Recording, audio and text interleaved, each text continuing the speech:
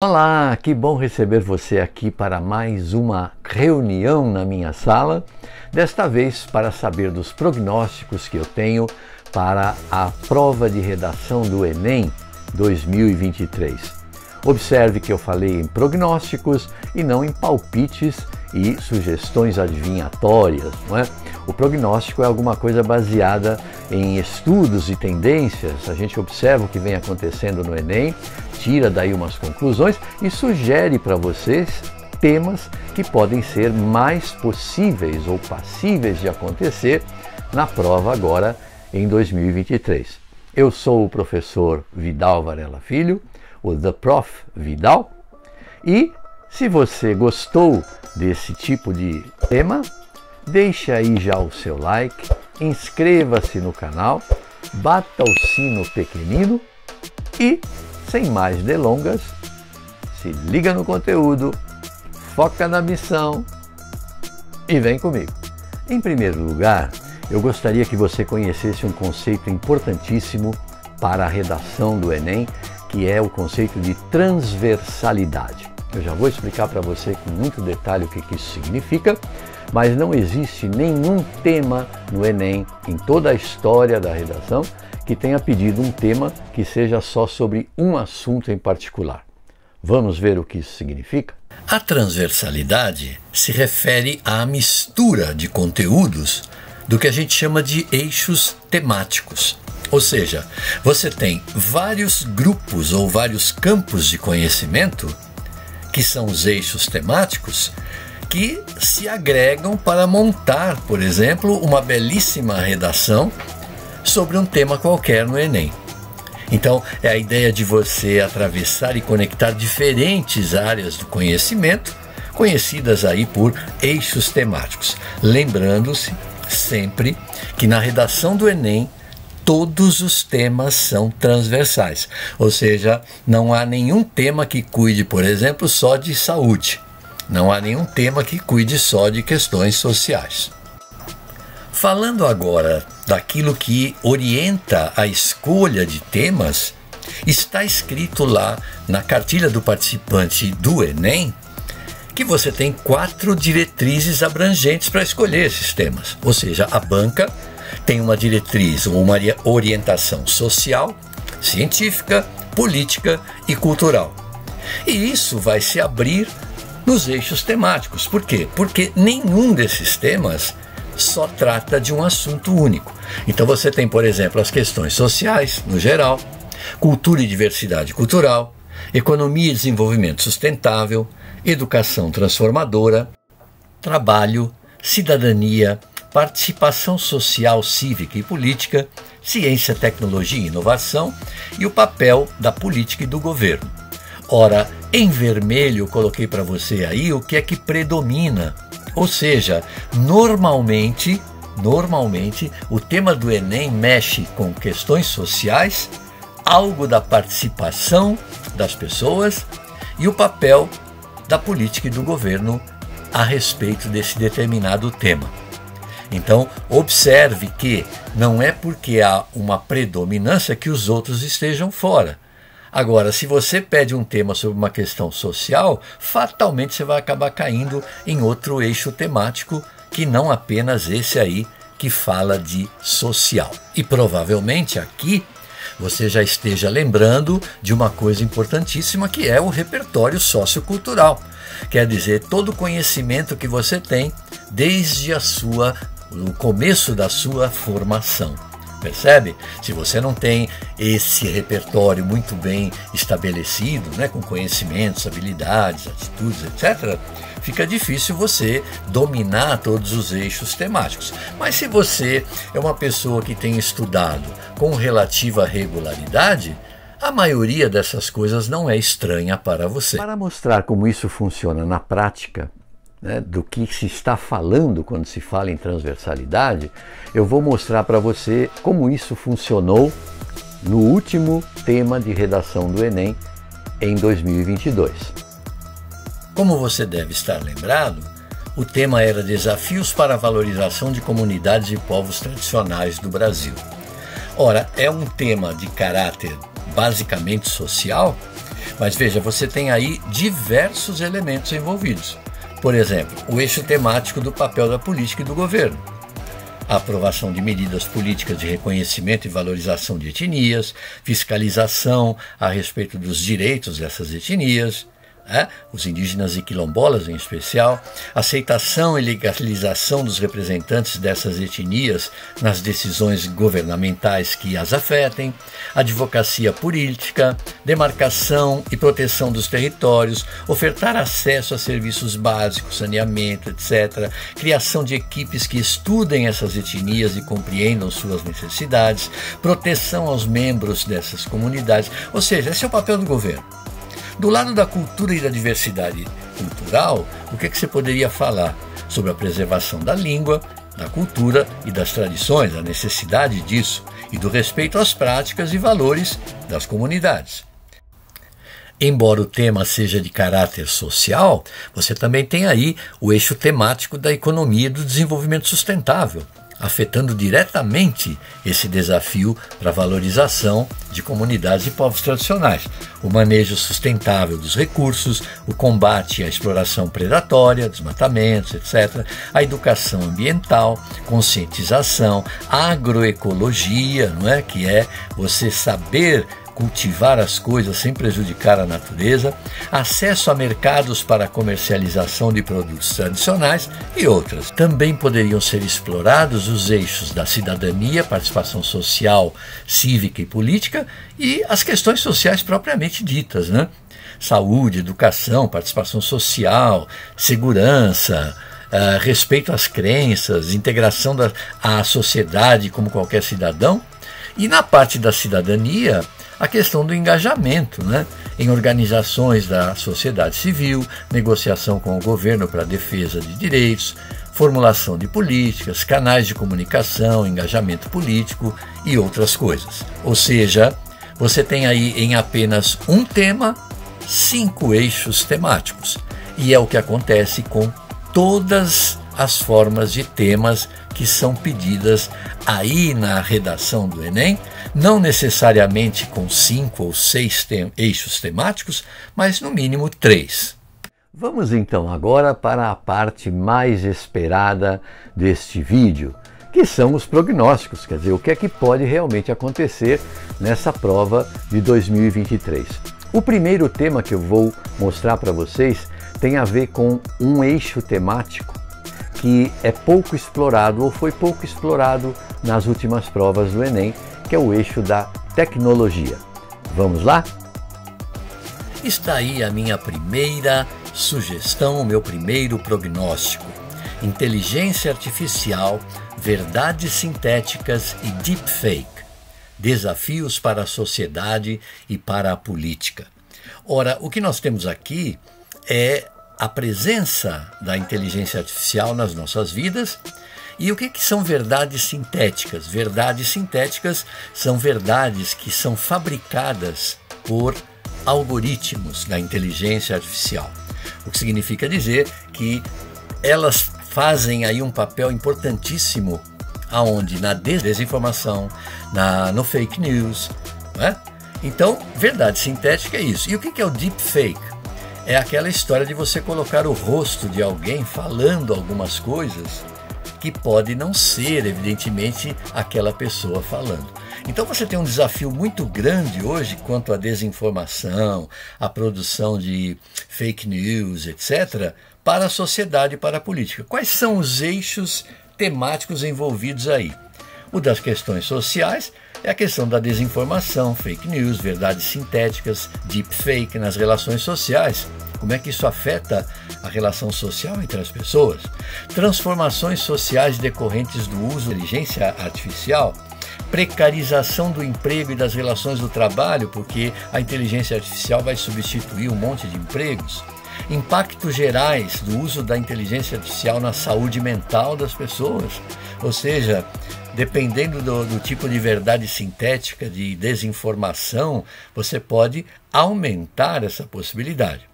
Qual é o papel da política e do governo a regulamentação e as políticas para o uso dessa inteligência artificial, a fiscalização e o controle na utilização da inteligência artificial pela mídia e pelas empresas, o aumento das posturas polarizadas. O governo tem essa responsabilidade porque pode acontecer, proteção dos cidadãos contra os discursos de ódio e impactos do surgimento dos Sleeping Giants. Não sei se você já ouviu falar, mas é um grupo que passou a tentar combater tudo aquilo que é fake news, tudo aquilo que é verdade sintética nas redes sociais.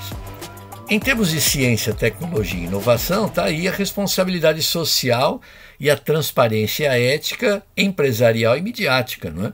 E os impactos do uso da inteligência artificial nas pesquisas científicas, porque nós temos muita coisa boa também com a inteligência artificial, não é só coisa ruim. Inteligência artificial e a busca da verdade objetiva, em especial sobre saúde e clima, impactos da divulgação de determinadas conclusões das pesquisas, não é, que podem chocar muitas pessoas, podem não agradar. E em termos de participação social, cívica e política, consciência de sua responsabilidade social, não é? Você não deve divulgar nada que seja afetivo, emocional, em termos de informação, ou seja, você acredita naquilo e tem amigos que acreditam, já vai lançando. Exercício da cidadania ajudando a combater a desinformação e a importância da visão crítica, evidentemente, né, gente? Não embarcar em qualquer coisa aí.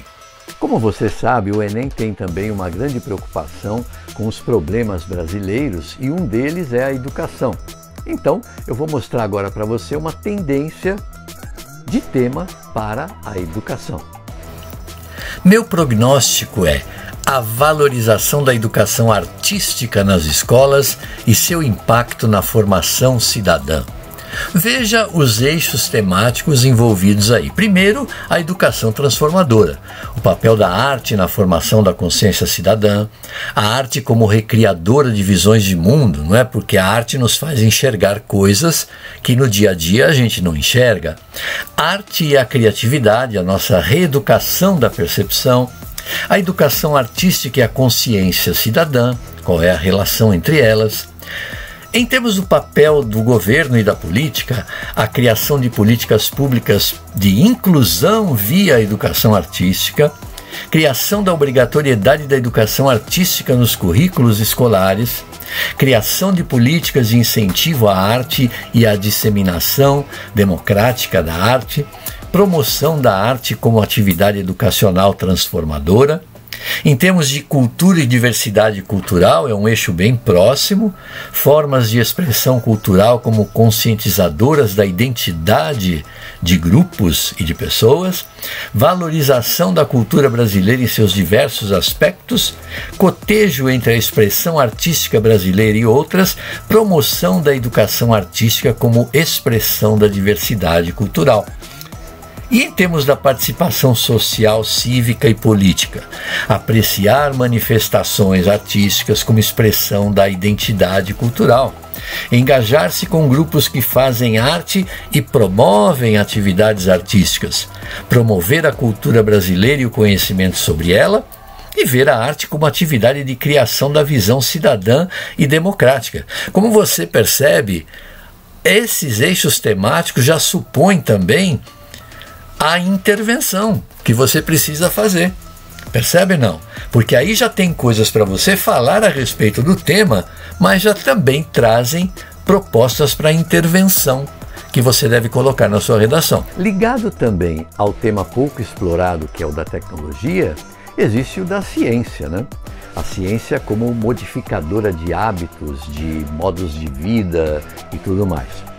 Essa minha sugestão vai nesse caminho aí. Aí está, a ciência como agente de mudanças, desafios políticos e sociais na era da volatilidade.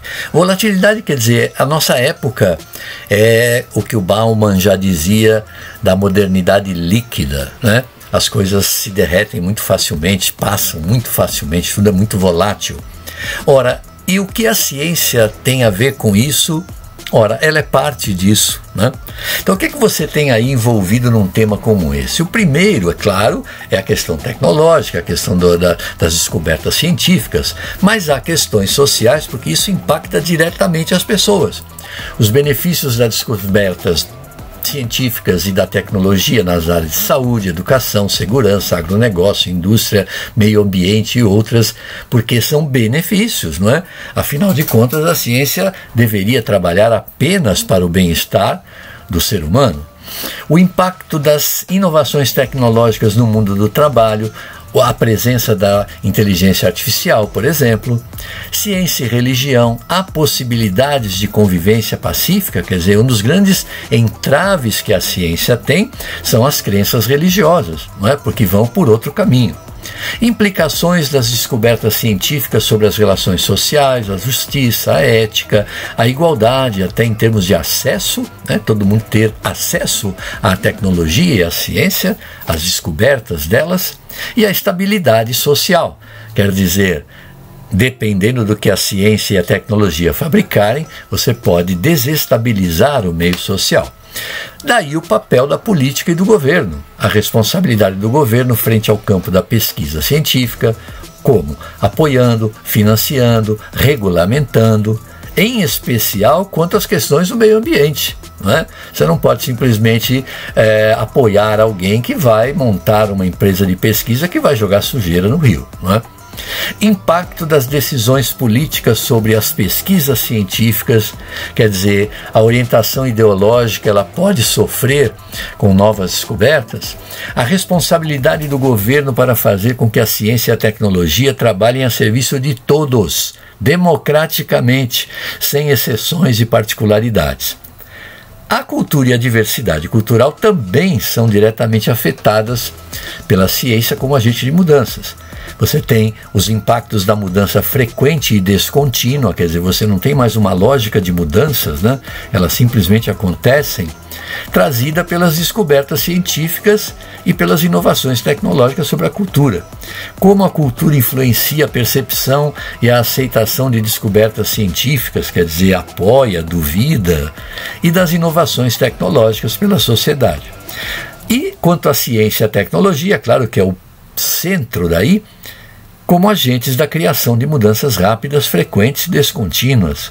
O método científico e as questões ambientais, éticas, religiosas da sociedade, a ciência e a tecnologia e sua responsabilidade sobre o meio ambiente e da criação de caminhos para o desenvolvimento sustentável. Veja que aqui a história se repete. Você tem elementos para a argumentação, e você também tem elementos para a proposta de intervenção. Agora vou falar de outro tema bastante importante que também esteve ausente da prova do Enem por muito tempo. É a questão do coletivo, da mobilização popular e sua importância na sociedade. Se você acompanhou as notícias nesses últimos tempos, você tomou conhecimento de manifestações coletivas, de passeatas de protesto no Irã, as mulheres reivindicando direitos. Em Israel, mais recentemente, o pessoal lutando contra uma determinada lei que foi passada pelo primeiro-ministro, que aumentava os poderes dele, diminuía os da corte. Ou seja, a manifestação coletiva ela é sempre importante. Então este tema aqui, mobilização popular e democracia, a importância do coletivo nas decisões políticas, pode ser um bom prognóstico. Que questões sociais estão envolvidas aí? Nesse eixo temático você tem a proteção dos direitos e dos benefícios, e a consecução de outros, a proteção e a promoção da justiça social, da igualdade, influência na distribuição dos recursos, influência nas tomadas de decisão, especialmente com meio ambiente, saúde, educação. O papel da política e do governo, você tem a responsabilidade do governo quanto às questões da governança, quer dizer, da boa administração, das boas práticas administrativas, evitando esse fantasma que nós temos no país, que é a corrupção e os gastos indevidos. Poder para e o dever de evitar desequilíbrios na estabilidade democrática. Maior atenção às mudanças, que pode promover na legislação, evitando assim o surgimento de conflitos sociais. Em termos da ciência e tecnologia, os impactos dessa mudança frequente e descontínua trazida pelas descobertas, não é? Sobre a cultura, sobre a sociedade, disponibilidade de informações em tempo real, maior facilidade de organização de mobilizações por meio de redes sociais e dispositivos tecnológicos. Nós tivemos aí exemplos recentes dessa mobilização via redes sociais. Acompanhamento de notícias e de veículos confiáveis na divulgação de informações já é questão da cidadania e da participação, né? Veja, e por que noticiários e veículos confiáveis? Porque hoje você tem muita disponibilidade, mas nem tudo é confiável. Participação em organizações de defesa de direitos civis e de vigilância democrática e manter uma rede de contatos para compartilhar informações confiáveis. Além da educação, um outro tema que pode aparecer nesta prova é algo que ainda não foi explorado especificamente, que é a questão da violência escolar. Nós temos visto aí alguns episódios muito ruins a respeito desse tema, né? E isso realmente nos preocupa. Então, vamos ver. Olha que belo tema. Tolerância zero. Desafios para a erradicação da violência nas escolas brasileiras. Ora, um tema basicamente social, mas que pode ter outros eixos temáticos envolvidos, como realmente tem. Nessas questões sociais, você tem aí, o Brasil tem um histórico de altos índices de violência escolar. Parece brincadeira, mas não é. Se você olhar as pesquisas, você vai ver que isso é verdade. Portanto, você tem um ambiente mais propício ao bullying, às intimidações, às agressões em geral. E parece que a agressividade ela foi normalizada, quer dizer, isso é assim mesmo. Não, não é, ok? Intimidação e agressão a professores, um aumento de casos. A pandemia contribuiu muito para essa violência por conta do isolamento, das pessoas ficarem sozinhas, não é? Aumento do desajuste mental, depressão. E o governo? O governo tem responsabilidade, não é, de elaborar, implantar, fiscalizar políticas públicas de combate a isso. Provimento contínuo da segurança a alunos, professores, diretores, elaboração de campanhas de conscientização e de prevenção à violência. A ciência e a tecnologia tem que fornecer instrumentos para isso, para você analisar as causas desse comportamento, seus efeitos nas vítimas, não é? Fornecimento de instrumentos para análise sociológica dessa violência escolar, por que isso acontece, disponibilização de pesquisas sobre violência e como combater essa violência. E quanto a nós, cidadãos, a conscientização de que é de todo mundo o papel de prevenção e de erradicação dessa violência. Defender a ideia de que a violência escolar não é só de alguns grupos, o pessoal mais pobre, não é, isso está em todo lugar. E orientar filhos e filhas quanto a esse problema, evitando disseminá-lo. E por último, claro, algo que tem que ser mexido ou explorado no Enem é a questão do meio ambiente, principalmente a questão muito famosa atualmente, que é a questão das mudanças climáticas. Claro que não poderíamos deixar de fora esse importantíssimo assunto das mudanças climáticas e a urgência da ação de contenção dessas mudanças, desafios políticos e sociais para o Brasil. Veja, não é só para o Brasil, mas esse para o Brasil é muito importante também. Questões sociais envolvidas, populações inteiras são afetadas pelos eventos naturais extremos, em especial as minorias e as camadas sociais menos favorecidas. Populações inteiras se veem obrigadas a recomeçar a vida do nada. Há um aumento das migrações causadas pelas catástrofes naturais e a tendência do aumento de eventos naturais extremos nos próximos anos. A coisa tende a piorar. Em termos do papel de política e governo, análise das políticas nacionais de compromissos para reduzir as emissões e promover a transição para uma economia de baixo carbono. Está aí no Acordo de Paris, que você conhece muito bem. Apoio em todos os sentidos para as populações afetadas pelos eventos naturais extremos. Formulação de políticas públicas de habitação e segurança, visando diminuir essa exposição à catástrofe. Campanhas de esclarecimento sobre os riscos, etc. Pesquisar e fornecer informações, isso já é tarefa da ciência, né?